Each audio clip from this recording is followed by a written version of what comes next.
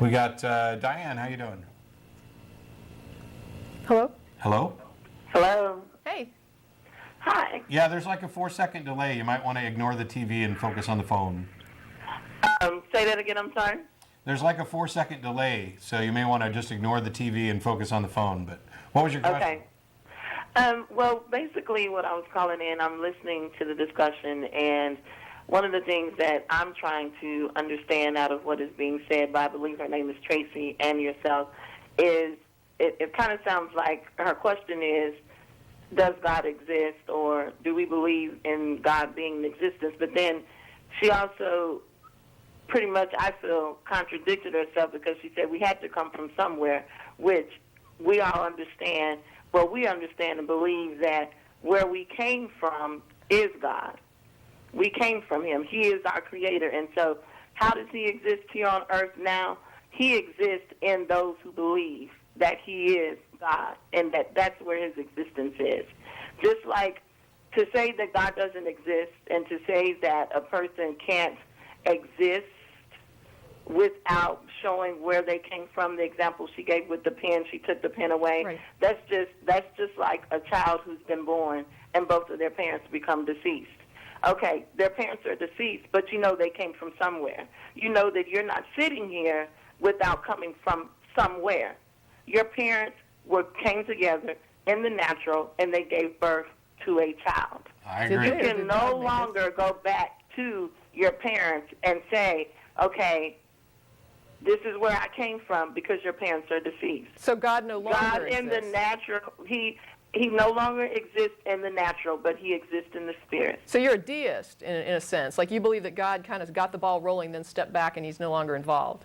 Is that correct? No, he's very much involved. He's very much involved, and he's involved if my parents through those who hang on, believe. Hang on. I'm just trying to make sure we understand the analogy. If you say, if your parents are deceased, that's the rough equivalent of God.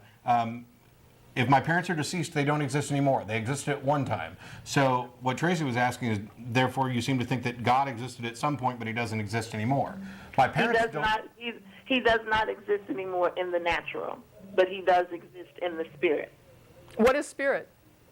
The spirit is an atmosphere. It's what's around us. The spirit is a supernatural existence. What is that?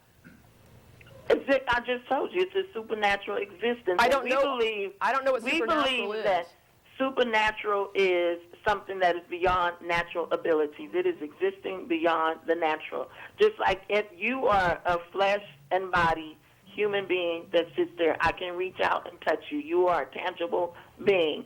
A spirit is something that is supernatural, that is not able to be touched by the hands of man, but it is something that we believe that is in existence because we have faith, and we are connected to God because of our faith. So you don't have any evidence that there's anything supernatural? You just believe it on faith? I have evidence in the things that happen that I know a natural human being couldn't do. I can give you a perfect example.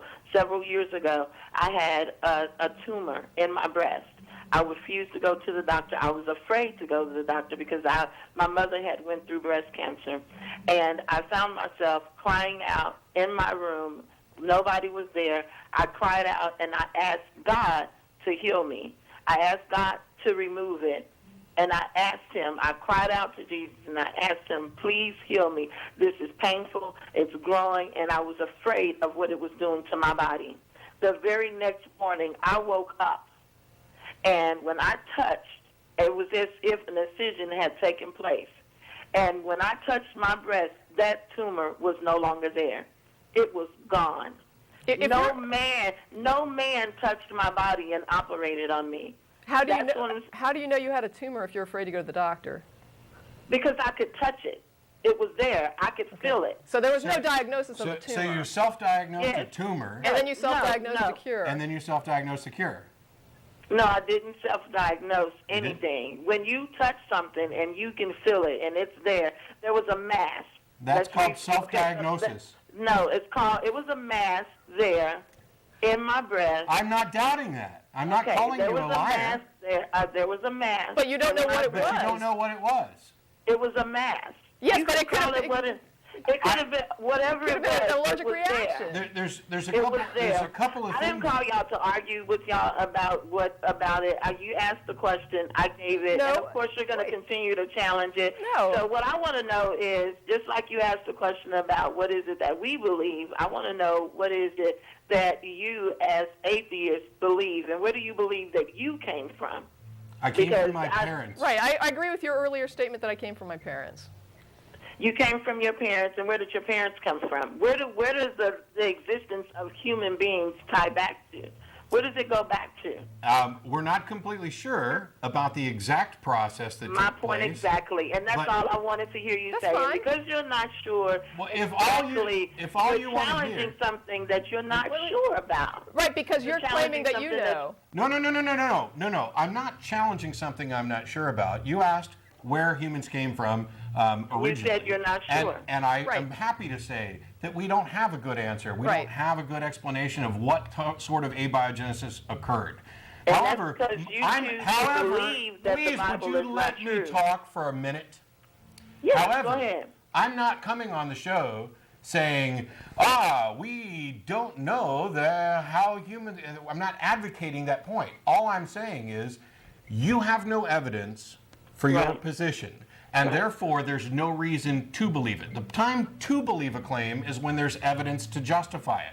And when you come on to talk about a mass, first of all, we don't know what kind of mass because you self-diagnosed. There are people who have, I hate to tell you, you say this couldn't happen, there are people who have masses and they go away. There are people who have cancer and it goes into remission. These things happen. They are statistical realities. To Because say, our bodies have the ability, because God created them okay, this well, way. you're done. Bye. I mean, if the best you can do is to say, I know God did it, and then when I explain that these things happen normally, naturally, statistically, there's good medical evidence for it, and then you say, well, that's because God made us with the ability to heal ourselves. Okay. I mean, if you just keep pushing it back one step further, we get nowhere. I wish, But what this boils down to, though, is that God to this person was a lump that went away. Really. I mean, really, that's what it boils down to. The entire basis of the belief is supernatural things that occur, and then she gave the example of one that she was sure about from several years ago, she said.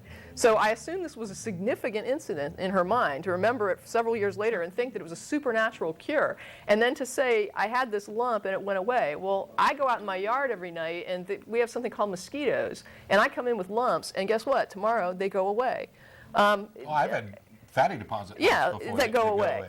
And I'm not saying the woman had a mosquito bite. I'm just saying lots of things cause Right. lumps, and lumps go away. And it could have even been a cancerous tumor for all And we when know someone that went into when remission, someone whatever. says to me the manifestation of God as a supernatural being relies on things like I had a lump and it went away, I mean, I don't even know how to respond to that. You're giving me a natural occurrence, and you're saying that this is what I'm talking about when I say God. And it's like, well, if that's what you're talking about when you say God, I still have no idea what you're talking about. Well, the other thing that when she kind of tried to spin off in the direction of where did you come from and where did you come from, you're tracing this infinite regress back, and we talked about this God knows how many times on the show. The thing is, at some point you get back to where we both say, I don't know. And the difference is, and you supposedly called in just to hear me say I don't know, the difference is I say I don't know, and I don't have a particular belief about how it occurred, yet you do. You believe that God created you. And I want to know, where's your evidence for that? Right, I mean, what reason do you have for believing that? Because if I'm sitting here saying, I don't know how necessarily life got started, we have some good scientific ideas, we may be closer to finding out what happened or what likely happened, but I don't have a belief. I don't necessarily believe any claim about how life formed initially. But the point But you is, do. yeah, if no one knows, if there's a question that has no verifiable answer at this point, then saying that you know, or having asserting knowledge on the topic is an absurd thing to do. I mean, you're either, I don't know how else to describe it. It's like, unless it's an outright lie, then the other option is that you believe it, in which case you're saying, no, there is no evidence and we don't know, but I'm saying it's this. And it's like, well, why am I challenging that? because you have no reason to be saying it. I don't know is an honest answer. Making things up when you don't know is not an honest answer. Yeah, or accepting whatever, mom and dad told you whenever